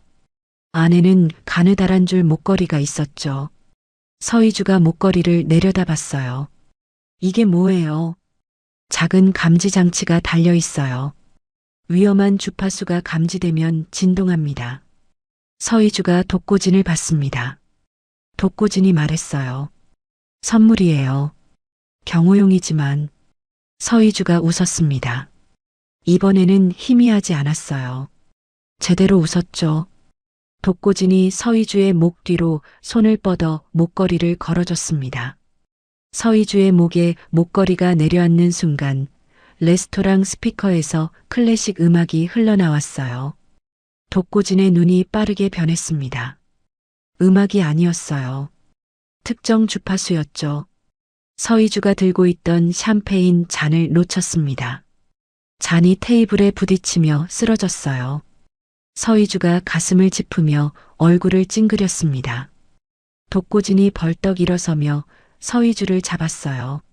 목걸이 감지 장치가 진동하고 있었습니다. 독고진이 서희주를 안아들며 레스토랑 밖으로 달렸습니다. 달리면서 소리쳤어요. 전원 차단해요. 지금 당장 스피커 전원. 레스토랑 직원들이 당황해서 굳어 있었죠. 독고진이 입구 벽면의 분전함을 발로 차서 열고 메인 스위치를 내렸습니다. 음악이 끊겼어요. 레스토랑 안이 일순간 어두워졌습니다. 서희주가 독고진의 품 안에서 가쁜 숨을 쉬었어요. 독고진이 서희주의 얼굴을 들여다봤습니다. 창백했어요. 눈이 가늘어지며 초점이 흐려지고 있었죠. 독고진이 이를 악물었습니다. 헬기 탑승장 쪽으로 달리며 통신기를 꺼냈어요. 방영감의 주파수를 눌렀습니다.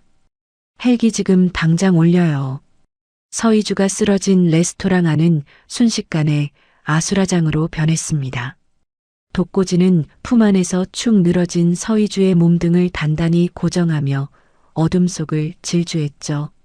레스토랑 지배인이 당황해서 소리쳤습니다. 이봐요. 지금 무슨 짓입니까? 회장님을 어디로 모시는 거예요? 독고진이 전력으로 달리며 지배인의 얼굴을 노려봤습니다. 지금 당장 스피커 선 다 끊으라고 했지. 소리 들리면 이 여자 죽는다고.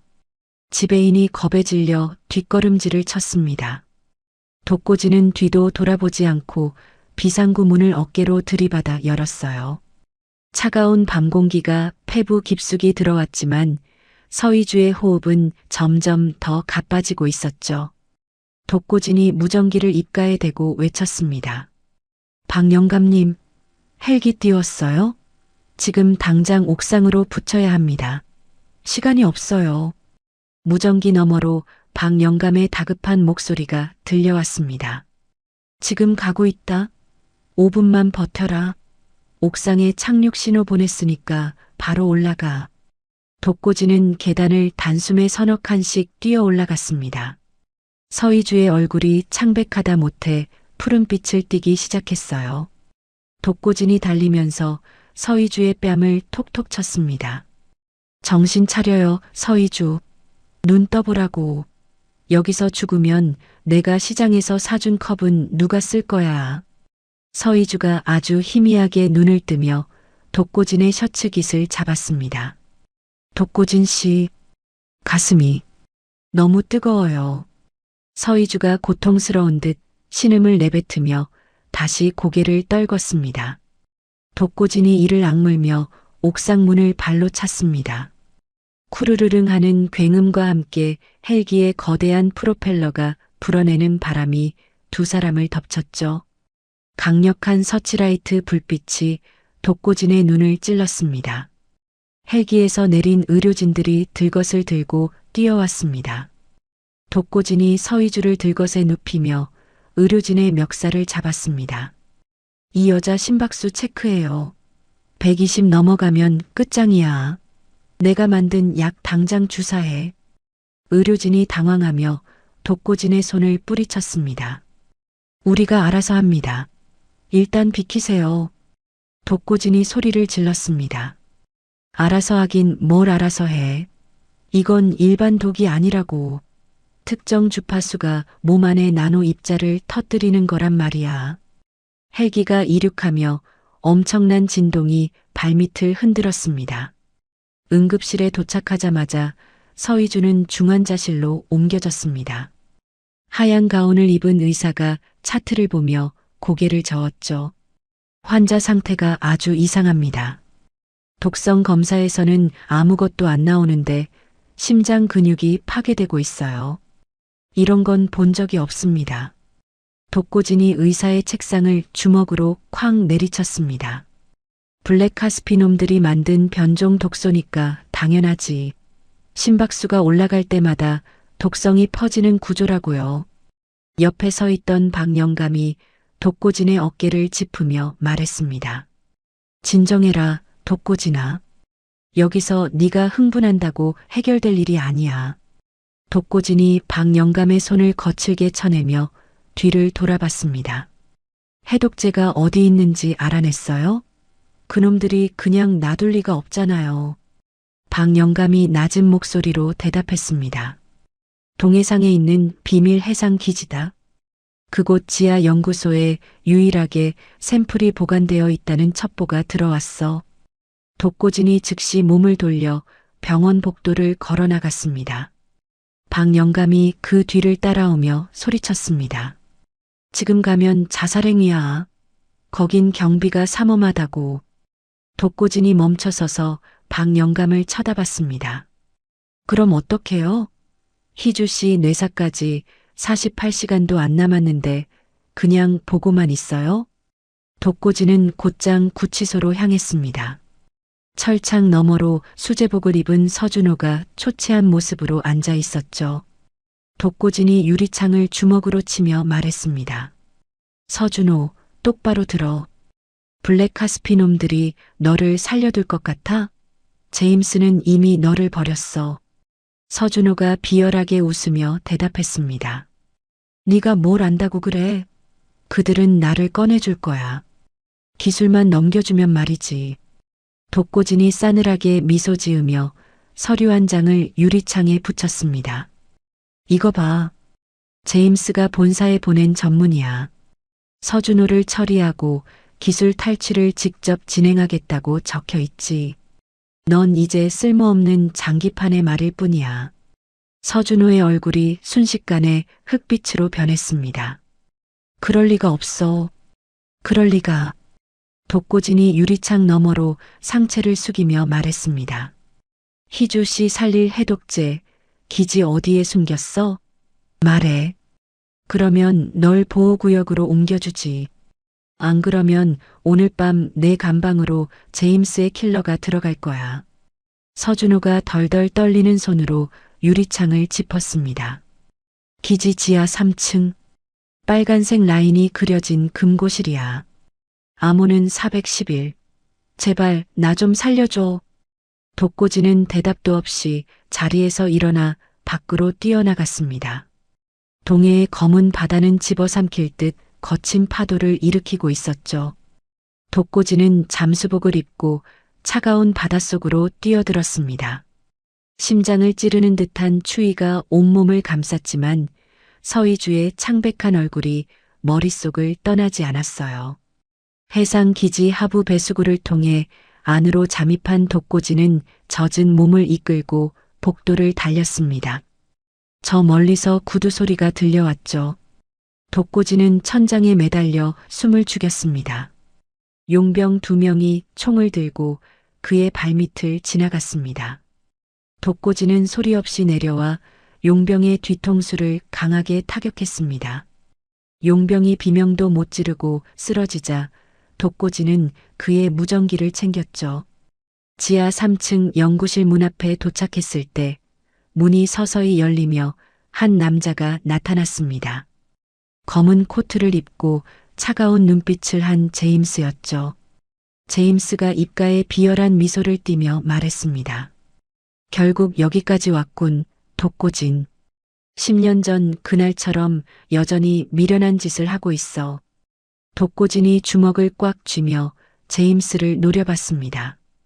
제임스, 내 놈 손으로 우리 가족을 죽였지. 오늘 그 대가를 치르게 해주마.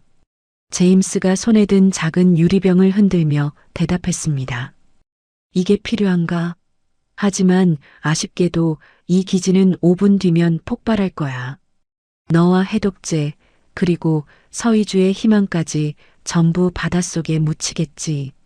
제임스가 자폭 스위치를 누르자 기지 전체에 붉은 경보등이 켜졌습니다. 독고지는 망설임 없이 제임스에게 달려들었습니다. 제임스가 품 안에서 칼을 꺼내 독고진의 어깨를 그었습니다. 뜨거운 피가 셔츠를 적셨지만 독고진은 고통을 느끼지 못하는 사람처럼 제임스의 손목을 비틀었습니다. 유리병이 공중으로 떠올랐죠. 독고진이 몸을 날려 바닥에 떨어지기 직전에 해독제를 낚아챘습니다. 제임스가 미친 듯이 웃으며 외쳤습니다. 가져가 봐.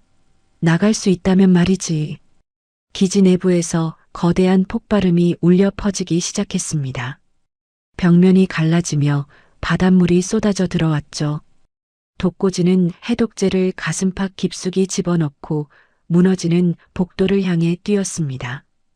뒤에서 제임스의 비명소리가 물길에 휩쓸려 사라졌습니다. 독고지는 천장이 무너지기 직전 바다로 연결된 비상 탈출구를 향해 몸을 던졌습니다. 거대한 수압이 그를 짓눌렀지만 독고지는 해독제를 쥔 손을 절대 놓지 않았습니다. 수면 위로 올라왔을 때 박영감이 보낸 구조 헬기가 그의 머리 위로 밧줄을 내렸죠. 독고지는 헬기 안으로 끌어올려지자마자 바닥에 쓰러졌습니다. 박영감이 달려와 그의 어깨를 흔들었습니다. 독고진, 정신 차려. 해독제는. 독고진이 떨리는 손으로 가슴팍에서 유리병을 꺼내 보였습니다. 여기 있어요. 빨리 병원으로. 병원에 도착했을 때 서희주의 심박수는 이미 40 이하로 떨어져 있었습니다. 독고지는 젖은 옷조차 갈아입지 못한 채 서희주의 침대 곁으로 다가갔습니다. 의사가 주사기를 들고 독고진을 쳐다봤습니다. 성분 분석도 안 된 걸 함부로 주입할 순 없습니다.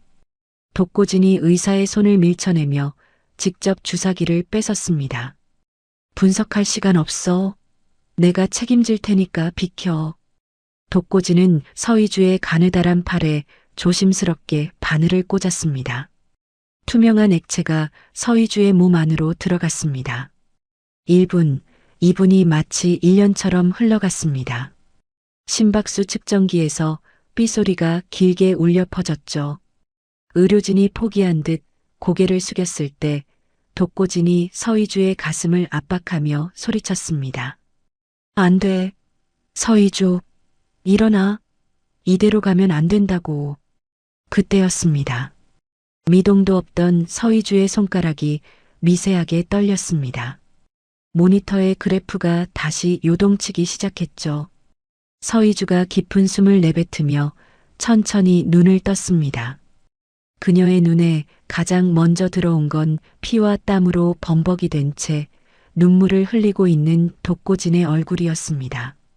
서희주가 아주 작은 목소리로 말했습니다. 독고진 씨, 왜 울고 있어요? 독고진은 대답 대신 서희주의 손을 얼굴에 가져다 대며 흐느꼈습니다. 병실 안으로 밝은 아침 햇살이 조금씩 비쳐 들어오기 시작했습니다. 해독제가 주입된 후 서희주의 호흡이 서서히 규칙을 되찾자 병실 안을 짓누르던 살벌한 정적도 비로소 옅어지기 시작했습니다. 독고진은 침대 모서리에 걸터앉아 떨리는 손으로 서희주의 이마를 덮은 젖은 머리카락을 조심스럽게 넘겨주었죠. 의료진들이 긴급한 처치를 마치고 조용히 물러난 뒤 복도에서 대기하던 박 영감이 육중한 문을 열고 들어와 독고진의 어깨에 두꺼운 담요를 덮어주었습니다. 독고진아, 이제 그만 좀 쉬어라. 내 몰골이 이게 뭐냐? 어깨에서 피가 계속 흐르고 있잖니. 박 영감이 안쓰러운 눈빛으로 독고진의 상처를 살피며 혀를 찼어요. 독고진은 담요를 고쳐 잡으며 낮고 갈라진 목소리로 대답했습니다. 영감님, 제임스는요? 그놈 기지 폭발할 때 분명히 탈출했을 거예요. 그 정도로 쉽게 죽을 놈이 아니라는 거 우리 둘 다 잘 알잖아요. 독고진의 눈에는 여전히 가시지 않은 살기가 서려 있었습니다. 박 영감이 안경을 고쳤으며 태블릿 화면을 독고진의 무릎 위에 올려놓았죠. 내 말이 맞더구나. 해안 경비대 감시망에 잡힌 쾌속정 한 대가 인근 무역항 폐공장 단지로 숨어드는 게 포착됐어. 지금 우리 애들이 주변을 겹겹이 포위 중이다. 독고진이 그 말을 듣자마자 자리에서 벌떡 일어나며 겉옷을 챙겼습니다. 박 영감이 당황해서 독고진의 팔을 꽉 붙잡았어요. 너 미쳤니? 지금 내 몸 상태로 어딜 가겠다는 거야. 이건 경찰한테 맡기고 넌 치료부터 받아라. 독고진이 박 영감의 손을 천천히 그러나 단호하게 뿌리치며 깊은 눈을 맞추었습니다. 제 손으로 끝내야 해요. 10년 전 우리 부모님과 동생을 산채로 태워 죽인 그놈. 이번에도 놓치면 저 평생 제 자신을 용서 못할 겁니다. 독고진은 잠든 서희주의 얼굴을 마지막으로 한 번 더 눈에 담고는 망설임 없이 병실을 나섰습니다. 무역항 폐공장은 눅눅한 바다 안개와 찌든 기름 냄새가 뒤섞여 시야가 지독하게 흐릿했죠. 독고진은 통신기로 박 영감의 요원들에게 신호를 보낸 뒤 공장 뒷담장을 가볍게 넘어 어두운 내부로 잠입했습니다. 공장 안쪽 천장 조명이 수명이 다한 듯 깜빡거리며 기괴한 소음을 내고 있었어요. 제임스, 비겁하게 숨어있지 말고 나와. 어차피 블랙카스피 본부에서도 네 계좌 다 막았어. 넌 이제 버려진 사냥개일 뿐이야. 독고진의 외침이 텅 빈 공장 벽을 타고 울려 퍼지자 어둠 속에서 낮게 깔린 비열한 웃음소리가 들려왔습니다. 제임스가 피 묻은 손으로 권총을 만지작거리며 거대한 녹슨 기계 뒤에서 천천히 걸어 나왔죠. 독고진 역시 끈질긴 놈이군. 하지만 넌 큰 실수를 했어. 이 지옥까지 혼자서 나를 상대하러 오다니 말이야. 제임스가 총구로 독고진의 가슴을 겨누며 비릿하게 입꼬리를 올렸습니다. 독고진은 멈추지 않고 한 걸음씩 제임스에게 다가가며 주머니에서 담배 케이스처럼 생긴 소형 기기를 꺼냈어요.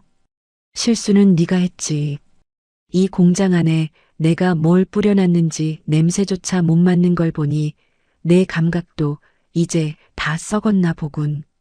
제임스가 의아한 표정으로 코를 실룩거리는 순간 독고진이 기기의 버튼을 강하게 눌렀습니다. 공기 중에 미리 살포해둔 미세한 특수가스가 제임스의 호흡기로 스며들자 그가 갑자기 가쁜 숨을 몰아쉬며 털썩 무릎을 꿇었습니다. 이게 뭐야? 독인가? 비겁하게 가스를 쓰다니. 제임스가 목을 움켜쥐며 바닥을 긁어댔습니다. 독고진이 제임스의 코앞까지 다가가 차가운 눈빛으로 그를 내려다보았죠. 아니, 이건 신경마비제야. 10년 전 네가 우리 연구소에서 훔쳐갔던 그 데이터로 내가 평생을 걸어 계량한 거지. 내 몸은 이제 5분 동안 단 한마디도 손가락 하나도 못 움직이게 될 거야. 독고진은 제임스의 손에서 힘없이 떨어진 권총을 발로 멀리 차버렸습니다. 제임스는 눈동자만 경련하듯 굴리며 공포에 질린 채 독고진을 올려다보았어요. 독고진이 제임스의 멱살을 움켜잡아 차가운 콘크리트 벽으로 거칠게 밀어붙였습니다. 말해봐. 그때 우리 가족을 죽이라고 시킨 진짜 배우가 누구야? 서준호 말고 그 뒤에 숨은 거물들이 더 있잖아. 제임스가 입술만 미세하게 달싹거리며 괴로운 듯 신음을 내뱉었습니다. 독고진은 제임스의 품에서 위성 전화를 꺼내 박영감의 서버로 전송을 시작하며 낮게 의조렸죠. 대답 안 해도 돼. 이 전화기 안에 든 데이터들이 네가 저지른 모든 추악한 짓을 세상에 다 까발려 줄 테니까. 넌 죽음보다 더 비참한 곳에서 평생 썩으며 우리 가족을 떠올리게 될 거다. 공장 밖에서 수십 대의 사이렌 소리가 요란하게 들려오기 시작했습니다. 국제경찰 특수팀이 공장 정문을 부수고 들이닥치자 독고진은 그제야 팽팽하게 당겼던 제임스의 멱살을 놓아주었습니다. 제임스가 수갑을 차고 끌려가는 뒷모습을 보며 독고진은 비로소 10년 묵은 체증이 내려가는 듯한 해방감을 느꼈어요. 그는 비틀거리는 몸을 이끌고 공장을 빠져나와 다시 병원을 향해 달렸습니다. 병실 문을 열자 어느새 의식을 회복한 서희주가 침대에 비스듬히 기대앉아 창밖을 멍하니 보고 있었죠. 입구에서 거친 숨을 몰아쉬는 독고진을 발견한 서희주의 눈에 금세 눈물이 그렁그렁하게 맺혔습니다. 독고진 씨, 대체 어디 갔다 온 거예요? 몸은 왜 또 피투성이고. 나 무서워 죽는 줄 알았잖아요.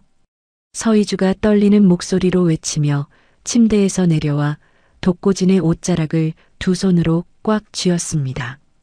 독고진이 서희주의 여윈 어깨를 감싸 안으며 그녀의 품에 머리를 기대고 깊은 한숨을 내쉬었습니다. 이제 다 끝났어요, 희주 씨. 이제 다시는 그 어떤 놈들도 희주 씨 털끝 하나 건드리지 못할 겁니다. 정말로 전부 다 끝났어요. 서희주가 독고진의 헝클어진 머리카락을 쓰다듬으며 소리 없이 뜨거운 눈물을 흘렸습니다. 독고진은 서희주의 살결에서 느껴지는 온기를 받으며 10년 동안 자신을 짓눌러 왔던 가슴 속에 거대한 바위가 녹아내리는 것을 느꼈죠. 다음 날 아침 병실 창가로 부드러운 햇살이 쏟아져 들어올 때 박영감이 다시 찾아왔습니다. 그는 두 사람 앞에 두꺼운 서류 봉투 하나를 툭 하고 내려놓았어요. 이건 내가 너희 둘에게 주는 마지막 선물이다. 독고진, 아니 이제 내 진짜 이름으로 살아야겠지. 아무도 너희를 찾지 못할 평화로운 곳으로 가는 티켓이야. 서희주가 서류를 꺼내 확인하며 독고진과 눈을 맞추었습니다. 독고진이 서희주의 가느다란 손을 단단히 맞잡으며 나지막하게 물었죠.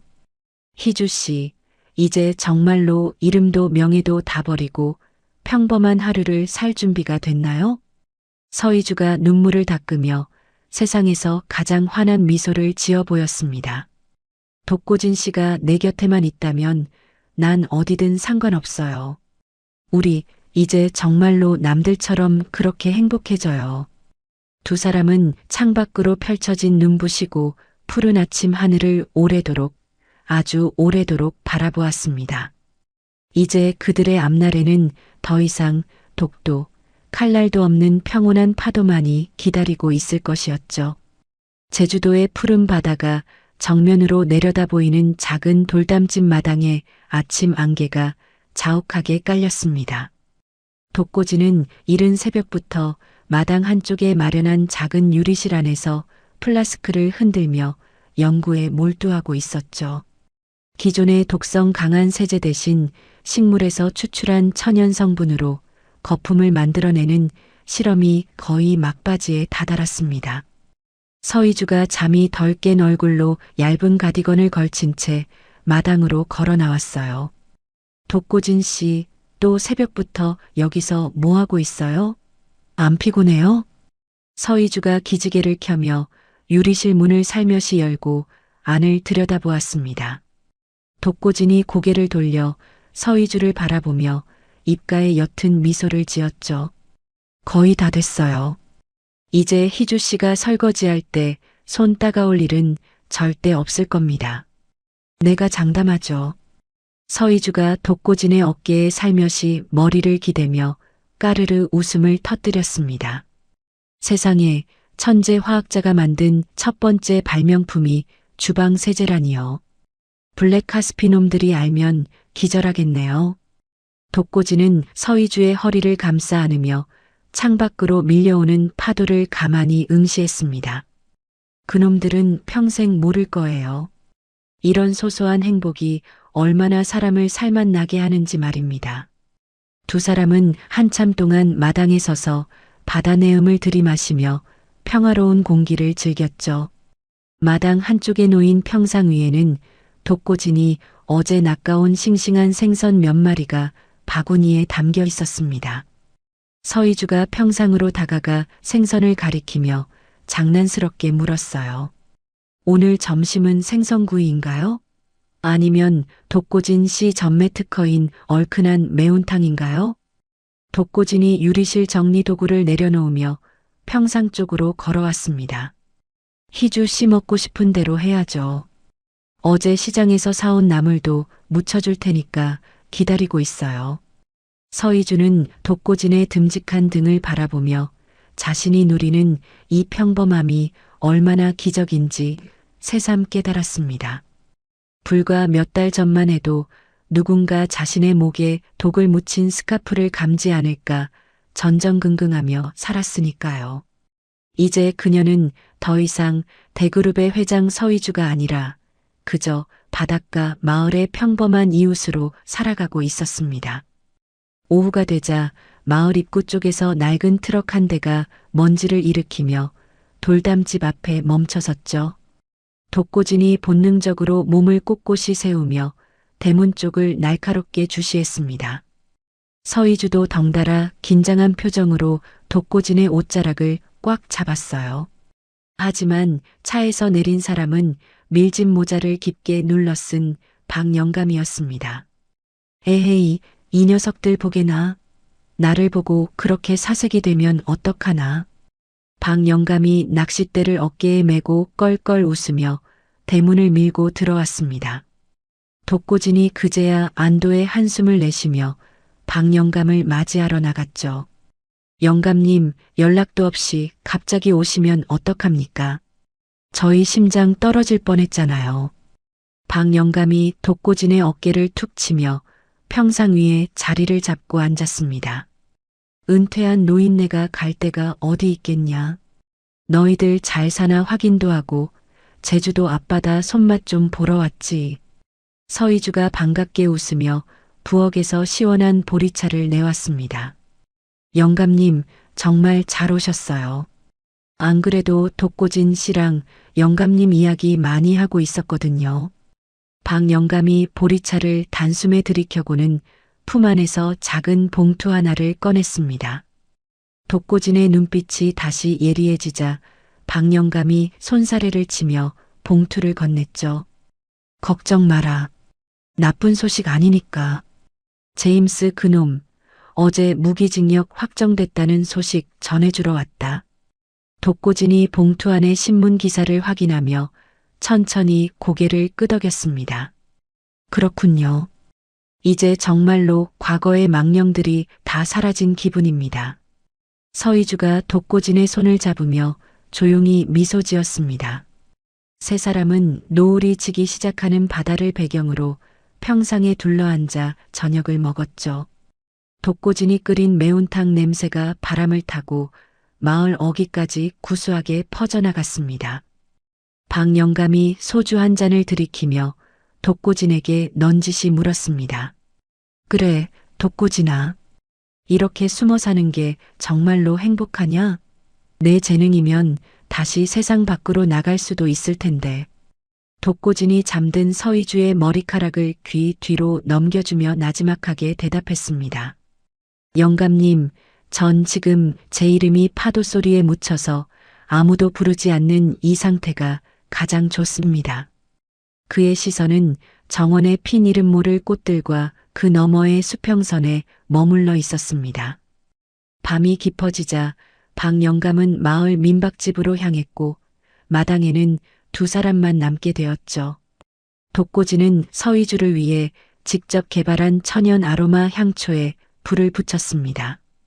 은은한 라벤더 향이 마당 가득 퍼지며 서희주의 마음을 차분하게 가라앉혀 주었죠. 독고진 씨, 아까 영감님이 하신 말씀 정말 후회 안 해요? 서희주가 독고진의 무릎을 베고 누우며 조용히 물었습니다. 독고진이 서희주의 손가락을 하나하나 만지며 다정한 목소리로 속삭였어요. 후회요? 내 평생 가장 잘한 일이 그 면접장에 들어갔던 일인데요. 당신을 살리고 나도 사람답게 살 기회를 얻었잖아요. 서희주가 독고진의 품 안으로 더 깊숙이 파고들며 눈을 감았습니다. 고마워요. 내 인생에 나타나줘서, 그리고 끝까지 나를 놓지 않아줘서요. 독고진은 대답 대신 서희주의 이마에 긴 입맞춤을 남겼습니다. 머리 위로는 서울에서는 볼 수 없었던 수많은 별이 쏟아질 듯 빛나고 있었죠. 다음 날 아침 수평선 너머로 붉은 태양이 장엄하게 솟아올랐습니다. 독고진과 서희주는 손을 꼭 잡고 하얀 모래사장을 따라 천천히 걸었습니다. 밀려왔다 밀려가는 파도가 그들의 발자국을 깨끗하게 지워내고 있었죠. 마치 그들의 어두웠던 과거를 바다가 전부 가져가 버리는 것 같았습니다. 서희주가 바다를 향해 크게 외쳤습니다. 안녕, 어제의 서희주. 나는 이제 진짜 행복해질 거야. 독고진이 그런 서희주를 보며 호탕하게 웃음을 터뜨렸습니다. 두 사람의 웃음소리가 갈매기 소리와 섞여 허공으로 멀리 퍼져나갔죠. 그들은 이제 누구의 방해도 받지 않는 오직 서로만이 존재하는 완벽한 세계에 도착했습니다.